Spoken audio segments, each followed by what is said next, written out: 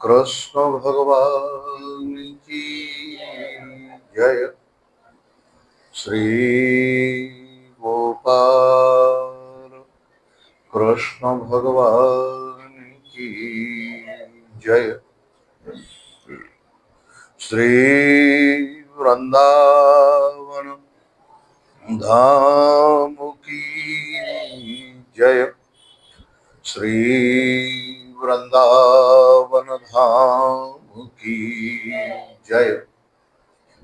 परम पूज्य श्री स्वामी जी महाराज की जय। परम पूज्य श्री स्वामी जी महाराज की जय। श्री कृपा विलास आश्रम की जय। श्री कृपा विलास आश्रम की जय। सभी संत भगवंत की जय। सभी संत भगवंत की जय। श्रीमद्भागवत महापुराण की जय। जय जय श्री राधे श्याम। नारायण अहर्निश वंदनीय नित्य प्रति प्रातः स्मरणीय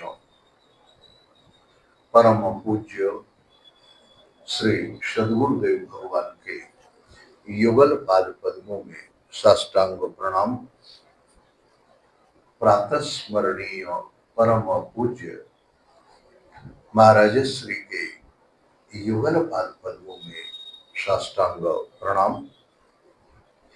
समुपस्थित विराजमान व्यक्त अव्यक्त रूप से सभी संत भगवंत योगी यति वैष्णव जन के चरणों में साष्टांग प्रणाम। भगवद कथानुरागी सज्जनों एवं वात्सल्य रस की प्रतिमूर्ति भगवती मातृशक्ति अकारण करुणा वरुणालय परात्पर पर ब्रह्म परमेश्वर जगद नियंता जगदाधार जगदीश्वर भगवान की अहेतु की कृपा का फल है कि हम सब लोग दिव्याति दिव्य मधुराति मधुर परम रसमय दिव्य तेजोमय चिन्मय धाम श्री वृंदावन में प्रातः स्मरणीय परम पूज्य महाराज श्री की छोर छान से भरा हुआ यह कृपा विलास प्रांगण नारायण इसमें प्रवेश कर उनके ही बाके आराध्य गोपाल कृष्ण भगवान की वांग्मयी प्रतिमूर्ति श्रीमद् भागवत महापुराण का नित्य स्वाध्याय के माध्यम से हम सब लोग नारायण इस कथा का आनंद ले रहे हैं। आइए अपने कथा के प्रसंग पर प्रवेश करते हैं और मन को लेके चलते हैं भगवान की पतित पावनी तीनों लोगों को पवित्र करने वाली यह दिव्य कथा गंगा नारायण महारानी दिति को महर्षि कश्यप जी ने 1 वर्ष के अनुष्ठान के लिए कहा। आप लोगों ने कल श्रवण किया। अच्छा, अब एक और आपको एक बात बताएं, थोड़ा ध्यान देना। नारायण शास्त्रों में बहुत लंबे अनुष्ठान करने का विधान नहीं है, कलयुग में तो बिल्कुल नहीं है। वैसे समय में भी सतयुग त्रेता इत्यादि में भी लंबे समय के अनुष्ठान करने का विधान वो त्यागी बैरागी जिनका जीवन अलग है उन लोगों के लिए एक अलग है। लेकिन ना कुर्य छोटे छोटे अनुष्ठान करने चाहिए। उससे क्या होता है, पहले एक विधा समझ लें तो हमारा प्रसंग ठीक आ जाएगा। क्या है, बड़े अनुष्ठान करने में आलस्य भी आ जाता है, प्रमाद भी आ जाता है, कभी कभी नियम पालन करने में दिक्कत हो जाती है। शरीर है, कभी स्वस्थ हुआ कभी अस्वस्थ हुआ, आप स्वयं समझ सकते हैं। अच्छा, कभी कभी अनुकूलता हुई प्रतिकूलता हुई, तो लंबे अनुष्ठान के लिए आदमी को दिक्कत होती है, इसीलिए शास्त्रों में निषेध किया गया। यहाँ कश्यप जी महाराज महारानी दिति को 1 वर्ष का अनुष्ठान बता रहे।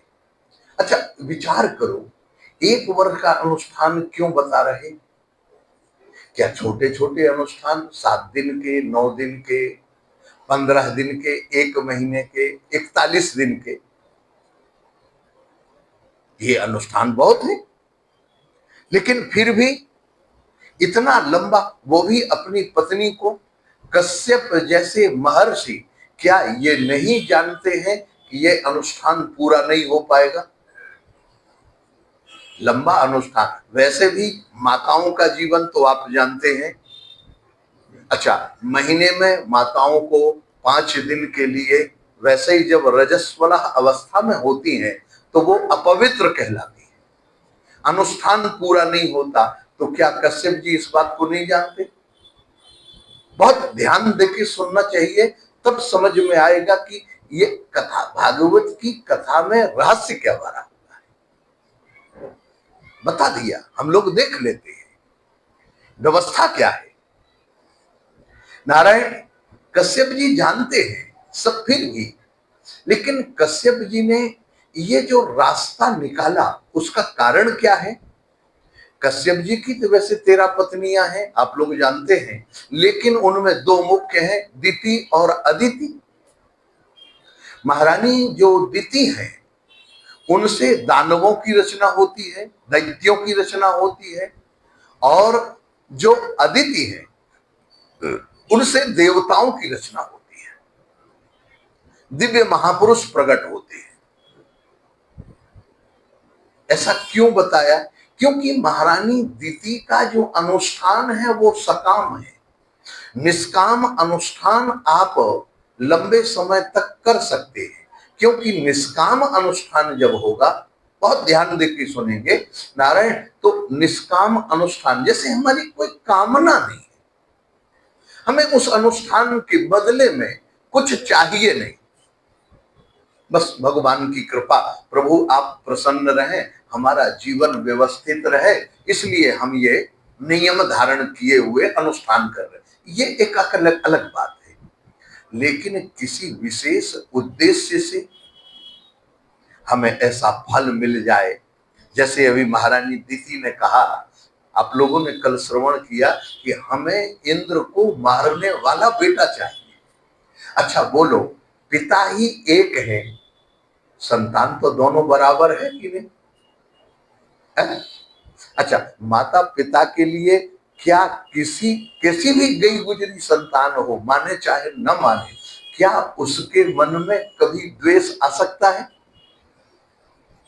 बताओ, कभी भी, क्योंकि वो जानता है, वो उसका हृदय है, उसका लगाव है, वो जानता है ये मेरा ही पुत्र है, आज नहीं कल संभल जाएगा, व्यवस्थित हो जाएगा, कोई बात नहीं। लेकिन नारायण कश्यप जी, दिति स्पष्ट कहती है, महाराज मुझे और कुछ नहीं, मैंने जो आपकी सेवा की है। अच्छा, सेवा के बल पर कश्यप जी को छला गया कि नहीं छला गया? बहुत ध्यान दे, इसीलिए मैं कह रहा हूं, ये भागवत साधारण ग्रंथ नहीं है हो, इसके जो रस रहस्य हैं ये तो भगवत कृपा से जानकारी हो पाती है, हमें तो बताया ही नहीं जाता। बहुत सी कथाएं ऐसी हैं जिनका हम कभी सुन ही नहीं पाते, सोचते हैं बस यही भागवत है। आप जरा देखें कितना गहन है। नारायण वो कहते हैं महाराज इंद्र को मारने वाला बेटा चाहिए। कश्यप जी कहते हैं इसने इतनी सेवा की और मेरे मुख से निकल गया कि मैं तुम्हारी बात पूरी करूंगा, जो चाहोगे वो दूंगा। अगर मैं अब महारानी दिति की को वरदान नहीं देता हूं तो क्या होगा?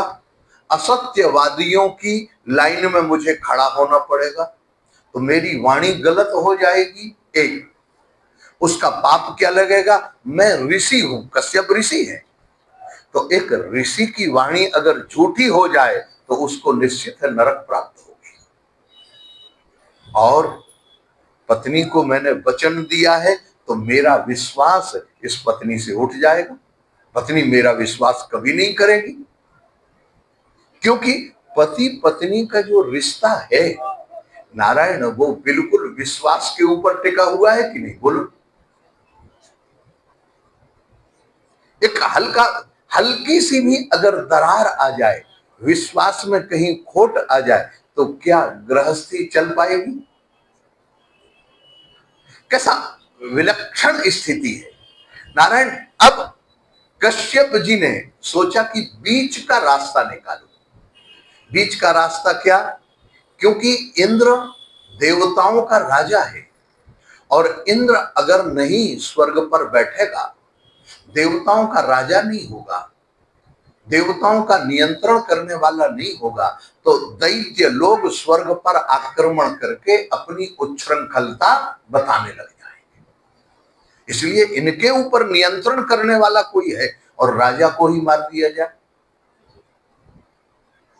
गड़बड़ हो जाएगा नारायण। तो हुआ क्या? उन्होंने बीच का रास्ता निकाला। सांप भी मर जाए और लाठी भी। कहा हम तुम्हें 1 वर्ष का अनुष्ठान बताते, अगर 1 वर्ष तक तुमने ये अनुष्ठान धारण कर लिया तो निश्चित है तुम्हारे उदर से इंद्र को मारने वाला बेटा पैदा हुआ।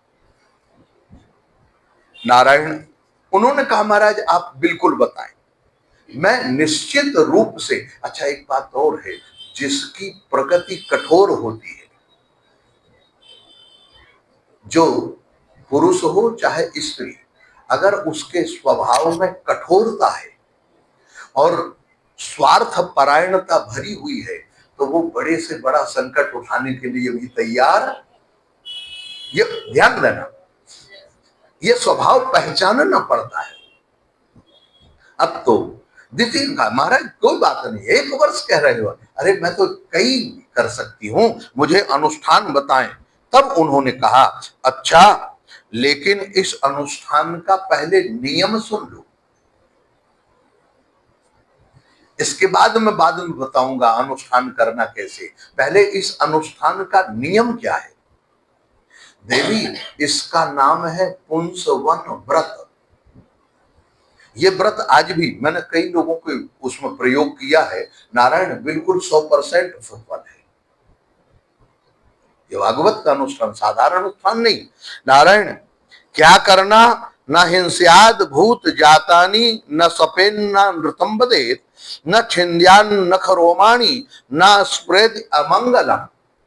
पहली बात, किसी अपवित्र व्यक्ति को कभी छूना नहीं।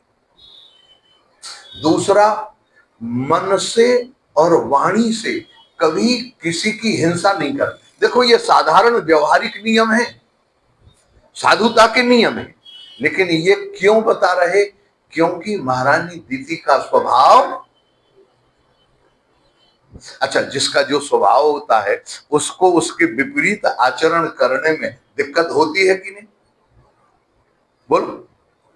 जिसका जो स्वभाव है उसके विपरीत वो आचरण। हमने देखा महाराज, हमारे यहाँ मैं जब किराए से रहता था तो नारायण एक देवी हमारे साथ रहती थी। हम तो परिवार के साथ में थे, बच्चे लोग हमारे सब साथ में। हमारे बराबर में एक किराएदार, वो भी गृहस्थी थी नारायण, यही वृंदावन की देवी थी। मैं उसके पूरे परिवार को जानता हूँ, आज भी वो है कैलाश नगर में कहीं मकान बना के रह रही, लेकिन उसका स्वरूप और स्वभाव था। स्वरूप बहुत सुंदर, देखने में बड़ी अच्छी, लेकिन नारायण दिन भर अगर वो किसी से 1-2 लोगों से जब तक झगड़ा ना करे हाँ महाराज, उसके पेट का पानी नहीं डुलता था। अच्छा, वो हमारे यहाँ रही, हम बड़े बच के रहते थे, बड़े हिसाब से, हमेशा उसकी हाँ में हाँ मिलाते थे। वो चाहे हाँ कहे, चाहे गलत कहे, चाहे, कभी बोलते नहीं थे। लेकिन एक दिन की व्यवस्था ऐसी हुई, नारायण उसको कोई लड़ने वाला नहीं मिला। अब उसको लड़ने वाला नहीं मिला तो क्या हुआ? अब अच्छा, हमारा रोज का काम, पूज्य महाराज श्री इस समय विराजमान थे हमारे, तो मैं यहाँ रोज कथा करने आता था महाराज जी के पास, ऊपर कथा होती थी। नारायण अब तो क्या कहने, महाराज श्री विराजमान, मुझे कथा के लिए निकलना था और उसी से उसको तो लड़ना था, लड़ने का बहाना उसने क्या किया जानते हो? हाँ महाराज, अपने घर के बर्तनों का जो जल है वो हमारे ऊपर डाल दिया। हम कपड़े पहने तैयार यहाँ आए, हमने कहा देखो, अच्छा उसका नाम था सपना।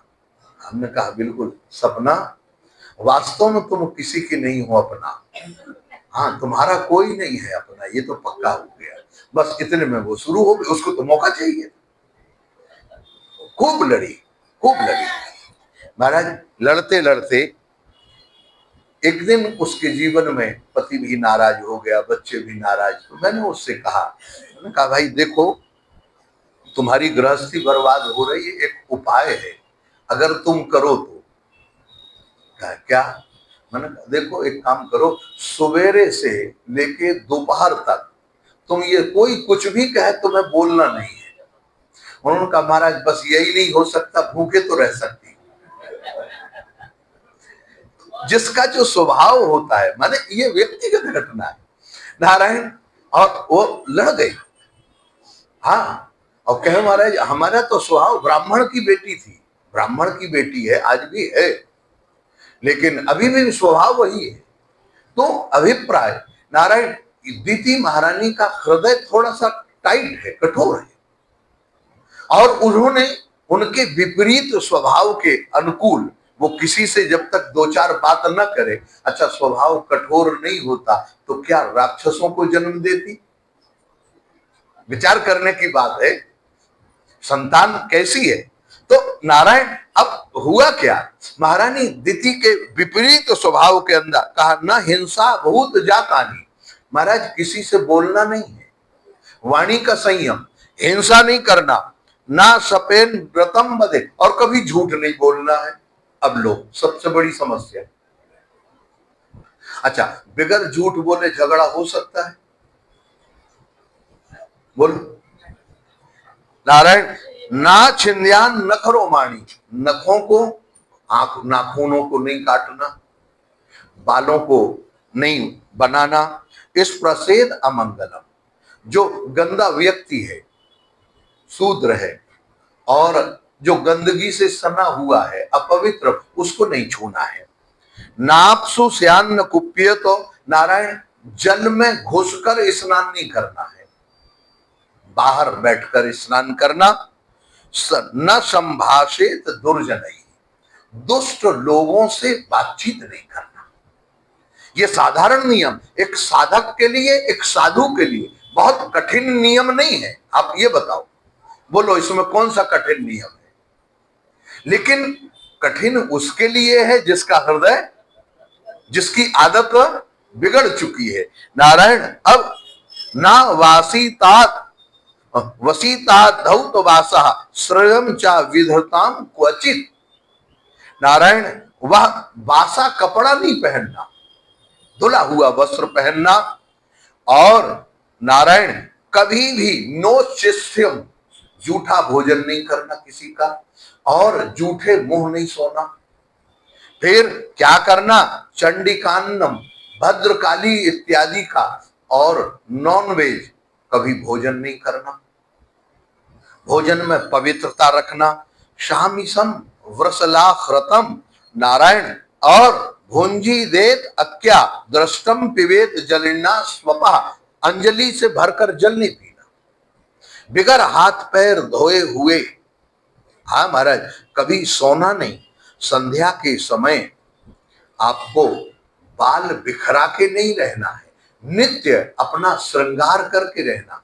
अच्छा अब जो व्यक्ति कभी कभी बाल बनाता है, कभी कभी बाल संवारता है, रखता है, उसके लिए रोज श्रृंगार करना बहुत बड़ी बात हो गई कि नहीं, है ना, रोज श्रृंगार करना।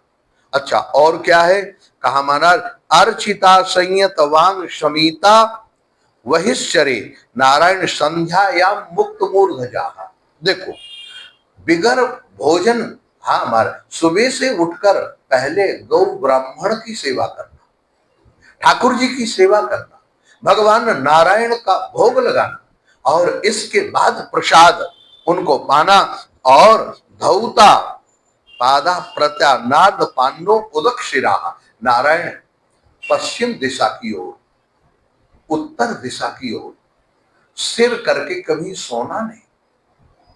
नारायण सुचिर नित्यम सर्व मंगला युता, नारायण अपने मांगलिक चिन्ह धारण करें। बड़ा सुंदर संकेत है वो, मांगलिक चिन्ह धारण करने का अभिप्राय, जैसे अगर कोई साधु अनुष्ठान करता है, कोई गृहस्थी अनुष्ठान करता है, तो उसमें हमारा मंगल आचरण क्या होगा, हमारे माथे पर तिलक हो, हम वैष्णव हैं, हमारी शिखा बंधी होनी चाहिए, सुंदर वस्त्र धारण करें, अनुष्ठान कर रहे हैं, माथे पर न चंदन है, न शिखा बंधन है, न हाथ पैर धोना, न पवित्र वस्त्र, तो नारायण कितने भी बड़े अनुष्ठान और अपने आप में आप साधुता बोलो, क्या वो साधुता फलीभूत होगी? बोलो, पवित्रता। अब मैं आपको एक सत्य घटना बताऊं महाराज, इसी आश्रम की। पूज्य महाराज श्री नारायण विराजमान थे, पुराना आश्रम था, ये बना हुआ नहीं था उस समय। तो नारायण, मैं, अब मेरी आदत है जैसे भी कपड़े मिले पहन लिए, चल लिए, क्योंकि सन्यासियों के बीच में रहते थे तो बहुत ज्यादा कपड़े और टिप टाप का कोई ज्यादा नहीं। पूज्य विरक्त शिरोमणि वामदेव जी महाराज और सन्यासी ऐसे रहते थे, तो कोई ज्यादा रौक शौक वैसी व्यवस्था नहीं थी। वहां से आए तो महाराज हमारा एक कुर्ता जो था वो पीछे से फटा हुआ था, संयोग की बात थोड़ी, जो धोती भी फटी हुई थी, और हम पहन के वैसे ही आगे पूज्य महाराज जी को कथा सुनाते थे सहज में। महाराज जी बोले कुछ नहीं। आप देखें, हमारे पूज्य ब्रह्मचारी जी अभी आश्रम में मौजूद है, नारायण, उनसे महाराज जी ने कहा, सुनो इधर आओ, दीदी माँ विद्वान है, महाराज विद्यमान है, दीदी माँ से कहा, और श्री संविदानंद ब्रह्मचारी जी हमारे, इनसे कहा इनको धोती कुर्ता निकाल के दो और कुर्ते की सिलाई दो, और कहना कि अभी कुर्ता सिलवा ले, साफ कपड़े पहनकर हमेशा रखें, ये फटे पुराने कपड़े कभी नहीं पहनना चाहिए। महाराज उस तारीख से कान पकड़ ली, देख लिया, पता लग गया, बोले कुछ नहीं, लेकिन व्यवहार जगत में तो ये रहनी भी एक बहुत जरूरी है। नारायण महाराज श्री कहते, ना सईत नाद्रपन्नो उदक्षराः स्त्रियो वीर वतीश्च स्रगंध मंडलैः, नारायण सुंदर सुगंधित तेल वगैरह लगा के रखना, मांग भरना, सौभाग्य के चिन्ह धारण करना, और इतना ही नहीं नारायण, संबत पतिर चोष्ट प्रतिष्ठ ध्याये कोष्ठ गतक तमः, जीवन में आलस्य और प्रमाद न आने पावे। आलस्य प्रमाद अगर आ जाए, ये नियम हमेशा पालन करना, सूर्योदय से पहले उठ जाना नारायण, और धार्यिष्ये चेत तुभ्यम सक्रहा भविता सुता, और ध्यान करना अपने पति का जो तेज है वह हमारे उदर में, कुख में विद्यमान है, उससे इंद्र को मारने वाला बेटा हमारा पेट में पल रहा है, ऐसा ध्यान करना। नारायण, ये ध्यान की बहुत बड़ी महिमा है। मैं आपको बताऊं, ध्यान की, आप जानते हैं, आपने देखा होगा बरसात में देखने मिलता है नारायण, भृंगी एक कीट होता है छोटा सा, वो दूसरी जाति के कीड़े को लाकर बंद कर देता, लाता मिट्टी में गरगुला बना देता है, और उसके सामने वो घूमता है, मन्ना का है, ऐसे आवाज निकालता है। नारायण वो कीड़ा उसका ध्यान करते करते, वो होता तो दूसरी जाति का है, लेकिन वो ध्यान करते करते उसकी स्थिति क्या होती है नारायण, उसको वो उसी जाति का बन जाता है। जब वो निकाल कर देखता है उसको कि अब ये बड़ा हो गया, मेरे खाने लायक है, नारायण जब देखता है अरे ये तो हमारी बिलादरी का है, नारायण उसको छोड़ देता है। यह है ध्यान की महिमा। आप ध्यान करें, हमने सुना है और पढ़ा भी है, देखा है, मां भद्रकाली का ध्यान करते करते श्री राम किशन परमहंस जी महाराज, हाँ, उनके स्त्रियोचित चिन्ह बन गए थे, वही लक्षण उनमें दिखाई देने लग जाते थे। अभिप्राय नारायण ये ध्यान का काम, जब हम भगवान नारायण का, भगवान श्री राघवेंद्र सरकार का अथवा अपने इष्ट देव का ध्यान करते हैं तो उन इष्ट देव के दैवी गुण हम में आने लगते हैं। लेकिन उन गुणों को धारण करने के पहले हमारा व्यवहारिक धरातल ठीक होना, तपस्या करें लेकिन उसमें किसी तरह का कोई अभिमान न हो। मैं आपको एक बात बताऊं, नारायण एक साधु ने तपस्या की और साधु ने तपस्या की, उन्होंने कहा भगवान की प्रसन्नता की, हमको कुछ नहीं चाहिए है, और महाराज तपस्या करते रहे, तपस्या करते रहे, करते करते 12 वर्ष बीत गए। महाराज एक आसन से बैठे बैठे दुबले पतले हो गए, भगवान नारायण का हृदय पसीज गया, पसीज गया, वो प्रसन्न हो गए। उन्होंने कहा चलो महात्मा के पास चलते हैं। महात्मा के पास आए, खड़े हुए, महाराज महात्मा ने व्यवहारिक दृष्टि से प्रणाम किया, लिया, और भगवान बोले हे संत भगवान, आप तो त्यागी हैं, तपस्वी हैं, आपकी तपस्या से मैं प्रसन्न हूं, अब आप मुझे, हाँ महाराज, जो वरदान चाहिए वो मांग लो। साधु के मन में अभिमान आ गया, मेरी तपस्या इतनी कि भगवान अपने आप आ गए।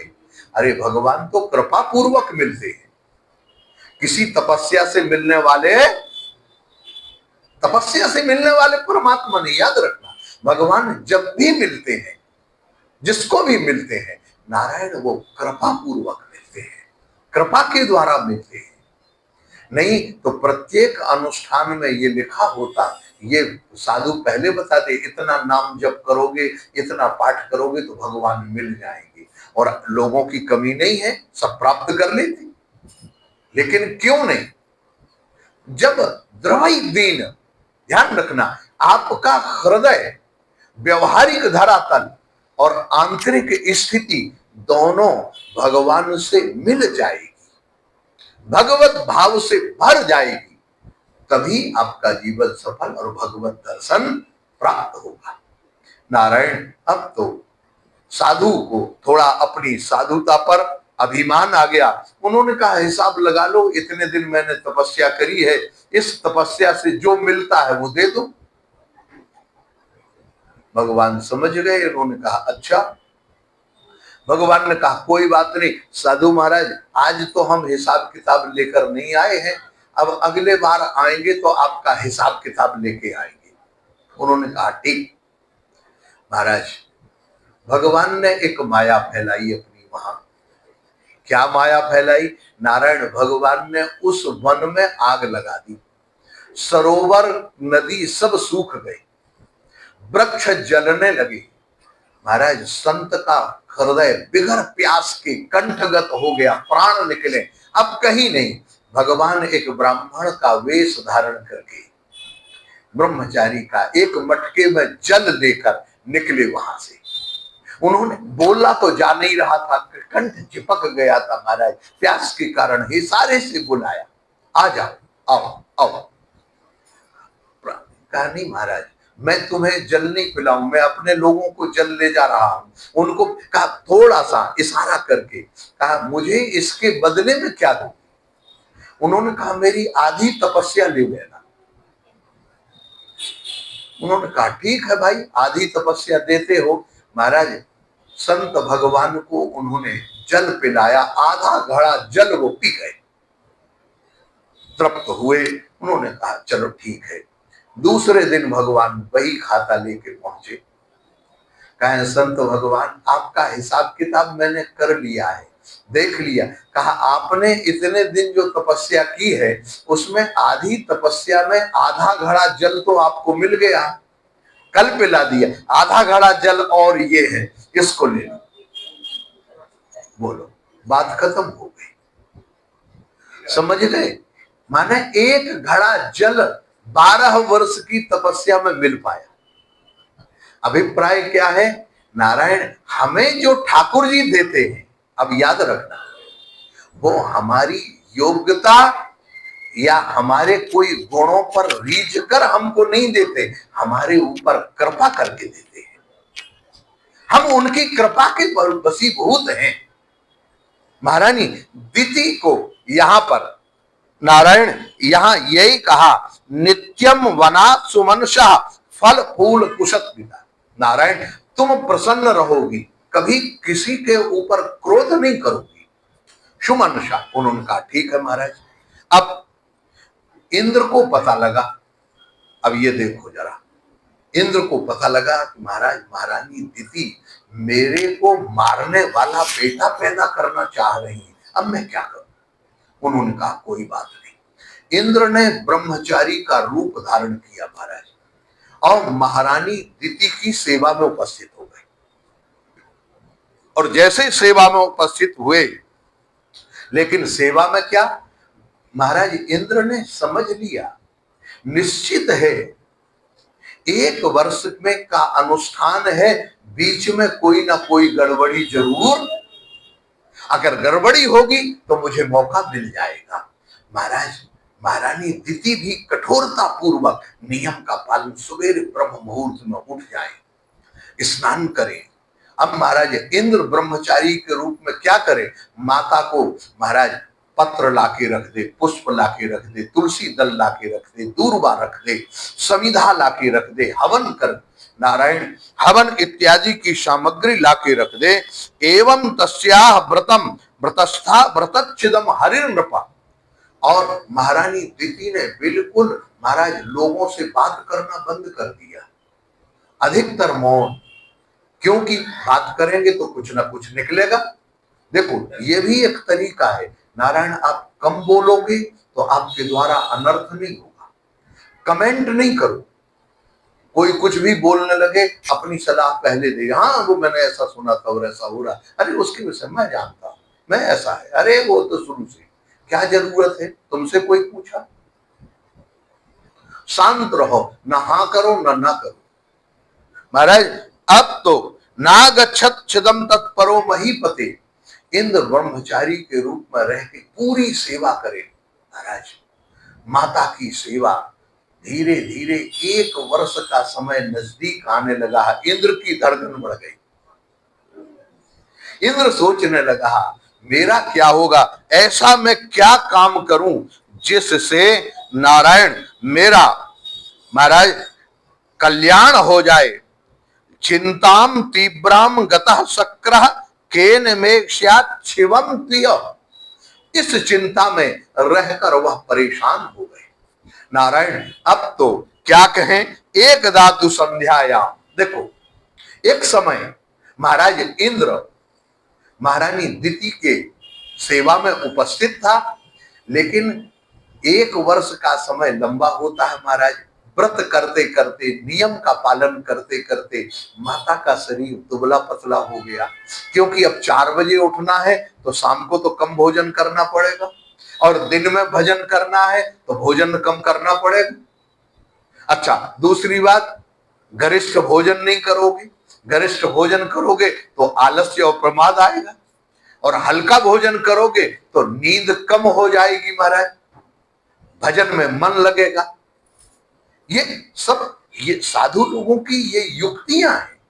संत ये युक्ति उपाय करते थे, हिसाब से भोजन करना और नारायण अपने शरीर को स्वस्थ रखना, समय पर प्रकृति से जुड़े रहना, प्राकृतिक वस्तुओं का प्रयोग करना, ज्यादा से ज्यादा सुख सुविधा में नहीं रहना। सुख और सुविधा ये दोनों में रहने से भजन साधन नहीं होते हैं। हाँ, नारायण लब्ध्वा तंदरो शुक्र। एक दिन माता ने क्या किया महाराज, सायंकाल था, थक गई थी, संध्या का समय, महाराज बाल बिखरे हुए और याद रहा नहीं कि श्रृंगार करना है, भोजन कर लिया और महाराज आचमन कुल्ला नहीं किया, जूठे मुंह भोजन करते करते नींद आने लगी। माता वहीं टिक के लंबी हो गई, महाराज सो गई, भूल गई कि हमें कैसे रहना है, हमारा स्वरूप क्या है। ये जैसे ही भूली, नारायण इंद्र को मौका मिला, इंद्र ने भगवान का धन्यवाद दिया, जय हो प्रभु, आपने इतना सुंदर मौका दिया है। अब महाराज तीव्राम गतः शक्र केन, महाराज शक्र माने इंद्र, तीव्रता से बालक का एक छोटा सा सूक्ष्म रूप बनाकर माता दीदी के मुख के अंदर से उसके उदर में चला गया। महारानी दीदी के भीतर पहुंच गया, देखो, और भीतर गया तो बोल दिते प्रविष्ट उदरम योगेशो योग माया। योगेश तो था ही, अनेक सिद्धियां, अणिमा महिमा लगिमा इत्यादि प्राप्य प्रकाम्य, नारायण ये सारी सिद्धियां उनके जीवन में थी। तो उन्होंने नारायण क्या किया, चकर तो सप्तधा गर्भम, नारायण वो महारानी दिति के गर्भ को क्या किया, हाथ में वज्र था, उसके 7 टुकड़े कर दिए, 7 टुकड़े।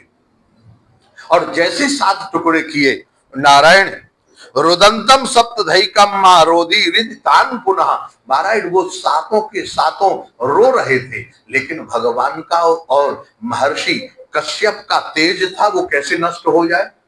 भगवान का साधन भजन करने वाला व्यक्ति, चाहे भले थोड़ी सी गलती हुई, लेकिन है तो तेज, और भगवान की कृपा। अरे जो एक बार भगवान का नाम ले लेता है वह भगवत धाम का अधिकारी बन जाता है। जो एक बार भगवान की लीला चिंतन में निमग्न होता है वह भगवान के धाम का अधिकारी बन जाता है। जो एक बार कहीं सत्संग में कुछ भगवान लीला का श्रवण कर ले तो वो सत्संग उसके जीवन में कभी न कभी लाभ देने लगता है। और 1 वर्ष का अनुष्ठान में थोड़े दिन रह गई तो क्या इतना भी नहीं होगा कि वो गर्भ का तेज नष्ट हो जाएगा ना। नारायण ये भगवान की कृपा। महारानी दिति के 7 टुकड़े वो रोने लगी अंदर ही अंदर। इंद्र ने कहा रोते क्यों, चुप शांत रहो। महाराज फिर वज्र उठाया और एक एक के 7 टुकड़े कर दिए। नारायण तमोचो पट्यमाना साम्रज प्रांजलियोन्नपः नमो जिघांस किमेन्द्रम भ्रातो मरुतस्त्रवा।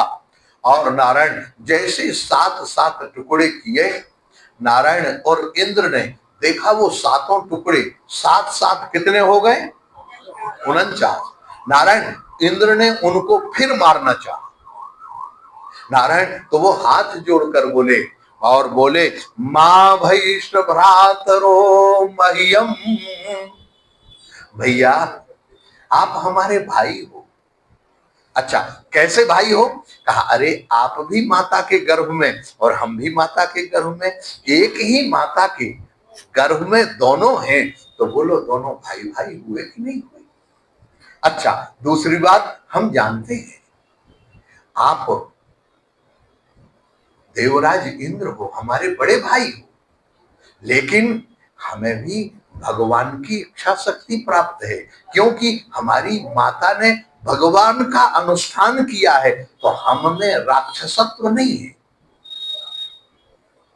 हम में राक्षसत्व नहीं है, हमने दैत्यपना नहीं है, हमारा जीवन तो परम पवित्र है, शुद्ध है, और हम आपके ही देवता हैं, आपके भाई हैं। अच्छा युत्य कौशिका अनन्य भावान प्रसन्नात्मनो मरुताम गणान। नारायण अब तो इंद्र प्रसन्न हो गए और इंद्र ने प्रसन्नता पूर्वक कहा कि भैया अब तुम चिंता मत करो, जब तुम हमारे देवता बन गए, हमारे अधीन हो गए, तो तुम्हें डरने की कोई आवश्यकता नारायण कुछ ही समय रह गया था। इतने में माता दिति संवत्सरम कंचित दूनम दित्या यद्धरि रक्षिता, 1 वर्ष हुआ और 1 वर्ष में नारायण माता दिति के प्रसव का समय आया और जैसे प्रसव हुआ उस समय नारायण एक बालक की कौन कहे 50 बालक उत्पन्न हुए। इंद्र सहित कितने हुए? अब देखो 50 बालक। मां तो देखकर घबरा गई पहले, मैंने तो एक बालक 50, लेकिन नारायण इंद्रेण सहितान देवी पर्यतुष्यत अनिंदिता। जैसे ही इंद्र को देखा नारायण महारानी दिति प्रसन्न हो गई। कहा बेटा इंद्र, तू मेरे गर्भ से उत्पन्न हुआ तो मेरा तो बेटा बन गया, अब मेरी विमाता का बेटा, मेरी सौत का बेटा तू नहीं रहा, अब इसलिए मेरा बेटा है। तो अब मैं तेरे से पूछती हूं, अपत्य चरम व्रत मेकत्य दुस्तरम। नारायण मैंने तो दुस्तर व्रत किया था, इस दुस्तर व्रत के प्रभाव से एक बेटा चाहिए था और कितने? नारायण ये 49 बेटे तेरे सहित 50, ये कारण क्या है? एक संकल्पिता पुत्र सप्त सप्ताह भवन कथम यदि ते विदितम पुत्रो सत्यम कथय मामृषा। महारानी दिति ने थोड़ा सा कठोर शब्दों में कहा, बात थोड़ा अब ध्वनित अर्थ आप देखेंगे। उनका इंद्र एक बात याद रखना, ये 49 कैसे हुए? मैंने तो एक पुत्र मांगा था और इन 49 में यदि ते विदितम, ये 7 पुत्र, सातों के फिर 7 ये 49 होने का मतलब यदि अगर तुम्हें इनकी पूरी सच्ची बात याद है और मानते हो तो मेरे से सत्य कहो, मैं तुम्हें क्षमा कर दूंगी। मां भयिष्ठ, हाँ महाराज, मां मृषा, मेरे से डरो मत और मेरे से झूठ मत बोलना। दोनों क्यों कह दिया?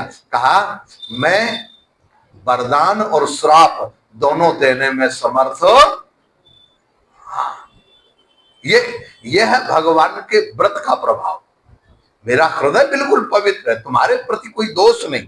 महाराज इंद्र कहता है, अम्बहम तेहम व्यवस्थित मुपधार्य गतोन्तिकम। मां अब देखो इंद्र बोलने का तरीका, हे मां लब्धांतरो छिदम गर्भम, मैं आपके गर्भ में आपका, जैसे मैंने ये व्रत देखा मुझे पता लग गया कि आप मेरे को मारने वाला बेटा चाहती हैं, तो मैंने उसी समय सोच लिया कि इतना लंबा अनुष्ठान, इसमें कोई ना कोई गड़बड़ी जरूर होगी, इसलिए मैं ब्रह्मचारी का रूप धारण करके आ गया। और जैसे यहां आया नारायण आपकी सेवा में मैं उपस्थित हो गया। जानते हो वो ब्रह्मचारी जो आपको फूल लाके देता था, हाँ वह बड़ा सुंदर ब्रह्मचारी था, छोटा सा गोल मटोल, इतना बढ़िया, मेरी तो सारी सेवा करता, अगर वो ना होता तो मेरा तो अनुष्ठान पूरा ना होता। लो कहा महाराज मैं वही ब्रह्मचारी हूं, तुम्हारे लिए फूल पत्ती लाता था, मंडप यज्ञ मंडप में चौका लगा देता था, समिधा लाके रख देता था, और महाराज दूर्वा, बिल्व पत्र, तुलसी, नारायण समी पत्र, ये सब लाकर, गंगा जल लाकर रख देता था, सुंदर जल लाकर रख देता, और नारायण आपकी पूजन में सभी। लेकिन नारायण एक दिन आपने मां क्या किया?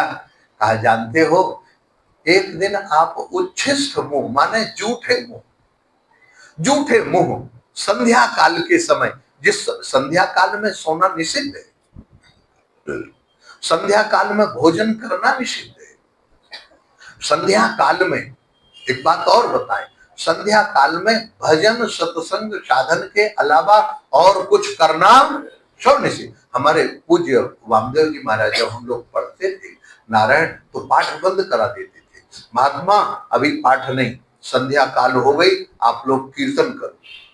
हम लोग कीर्तन करते थे महाराज, जब कीर्तन पूरा हो जाता था थोड़ी देर संध्या काल निकल जाता, तब पाठ शुरू करते थे। पूरा करवाने के लिए, और नहीं संध्या काल के पहले बंद कर देते, महात्मा अब कल पढ़ाएंगे, ऐसे कह देते थे। क्यों? संध्या काल के समय नारायण भगवान शंकर अपने रुद्र गणों के साथ में निकलते हैं गुप्त रूप से, और वह ये देखते हैं, प्रत्येक व्यक्ति को, प्रत्येक घर में भगवान शंकर का ये नियम है, वो देखते हैं कि इस समय कौन क्या कर रहा है। अगर संध्या काल के समय कोई भगवान का भजन कीर्तन सत्संग के अलावा और अगर कोई साधन करता है तो वो उनके यहाँ अनेक रोग और अनेक तरह की विपदाएं भेजते हैं भगवान शंकर कि ये मनुष्य होने के लायक नहीं है। इसीलिए भगवान शंकर से डरना चाहिए, भगवान शंकर की व्यवस्था है। संध्यायाम रुद्र, और इसीलिए सायंकाल और सुबह भगवान नारायण की बेला होती है और सायंकाल भगवान रुद्र की बेला होती है। ये दोनों बेलाएं बड़ी पवित्र बेलाएं हैं महाराज। इन रुद्र बेला में भगवान शंकर आनंद से देखते हैं और जो भजन साधन करता है उसको आशीर्वाद देते हैं। उनके जीवन में अगर कोई विघ्न आने वाला होता है तो भगवान शंकर उस विघ्न को निकाल देते हैं। जैसे नारायण इधर इंद्र ने कहा, मां मैंने महापुरुष पूजाया सिद्धि ज्ञापन संगरी, मैंने आपकी सिद्धि देख ली, आपने बड़े सुंदर तरीके से पूजन किया, पाठ किया, लेकिन एक दिन आपका शरीर दुबला हो गया था, शिथिल हो गया था, और उसी समय आप जूठे मुंह बिगर श्रृंगार किए हुए, बिगर वस्त्र बदले हुए, बिगर हाथ पैर, इसीलिए सायंकाल सोने के समय याद रखना, सोने के पहले आपको आप जाओ नारायण लघु शंका करके आओ। सोने के पहले लघु शंका करना अत्यंत आवश्यक है।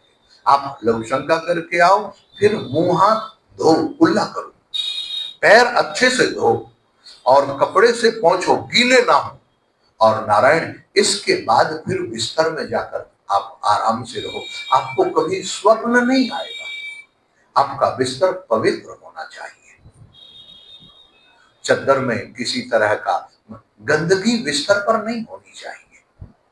बहुत से अनेक तरह के सामान बिस्तर पर रख देते हैं, उससे नारायण मानसिक विकृति आती है, टेंशन बढ़ता है। इसलिए साफ सुथरा बिस्तर होना चाहिए व्यक्ति का। नारायण आपने आराध्य प्रदम देवम स्वात्मानम जगदीश्वरम, आपको भगवान नारायण का आराधना करते हुए जगदीश की सेवा करनी थी, लेकिन भैया उस दिन आप झूठे मुंह सो गए। मेरे को मौका मिल गया और मैं आपके भीतर चला गया। मैंने देखा दिव्य स्वर्ण के समान चमक रहा था आपका वो दिव्य गर्भ। मैंने उसके 7 टुकड़े किए, लेकिन उन 7 में भी किसी का कोई अनिष्ट नहीं हुआ।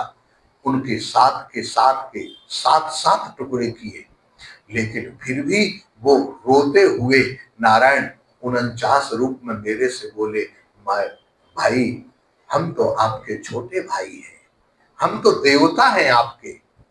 कहा देवता क्यों? कहा अरे हमारी माँ ने भगवान की आराधना की है और भगवान की आराधना करने वाली मैया के उदर में दैत्य कैसे हो सकते हैं।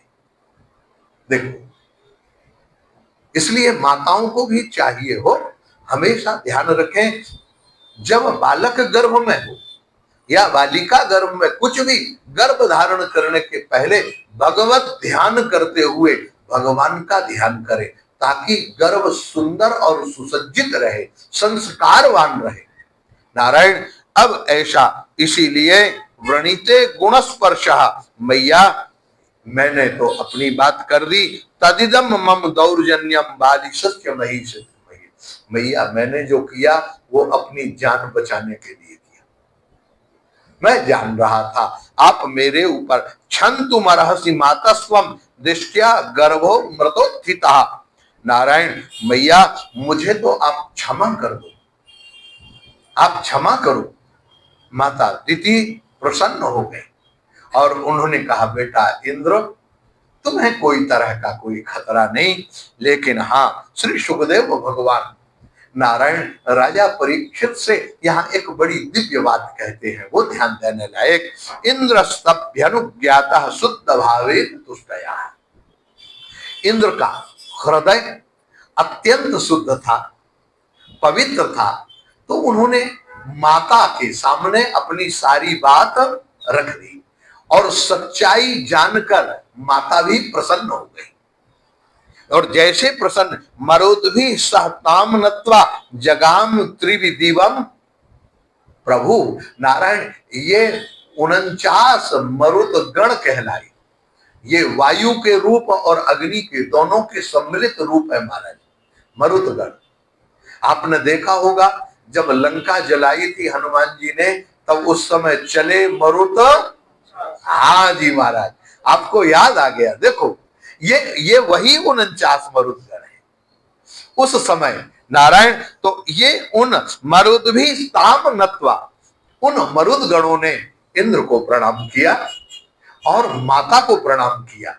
माता को प्रणाम करके नारायण इंद्र तो उनको स्वर्ग में लेके चला गया कि हमारे भाई हैं, ये यहाँ रहने के अधिकारी नहीं। नारायण वो तो स्वर्ग में गए। सर्वम ते सर्वमाख्यातम यन्मां त्वां परिपच्छसि मंगलाम मरुताम जन्म किम भूयः कथयामि ते। नारायण श्री सुखदेव भगवान कहते हैं, राजन मैंने यहाँ पर जो तुमने पूछा था वह सब कुछ सुना दिया। अब इस कहानी का, इस कथा का एक दिव्य रहस्य आपके सामने और खोल देते हैं, बहुत ध्यान से सुनेंगे। आपने देखा है, बहुत छोटी सी बात कहती नारायण, आप लोगों ने देखा महारानी दिति ने कश्यप जी को अपने बस में किसके माध्यम से किया था? बोलो, सेवा के माध्यम से। अच्छा, सेवा के माध्यम से अपने बस में करने के बाद, लेकिन मांगा क्या था वरदान में? इंद्र को मारने वाला। इसका मतलब है सेवा के बदले छल किया कि नहीं किया? बोलो, किया ना। अच्छा, उसी छल का बदला इंद्र के द्वारा भी छल हुआ कि नहीं हुआ? देखो कथा का सारांश आप समझो। इसका मतलब है नारायण, अगर हम किसी के साथ छल करते हैं, किसी के साथ कपट करते हैं, तो ये बात याद रखना कि तुम नहीं कर रहे, तुम्हारे साथ में भी वो होने वाला है जो तुम दूसरे के साथ कर रहे हो। उसकी तैयारी तुम पहले से कर लो, क्योंकि नारायण ये तो प्रकृति का नियम है, जो जैसा कर्म करेगा वैसा।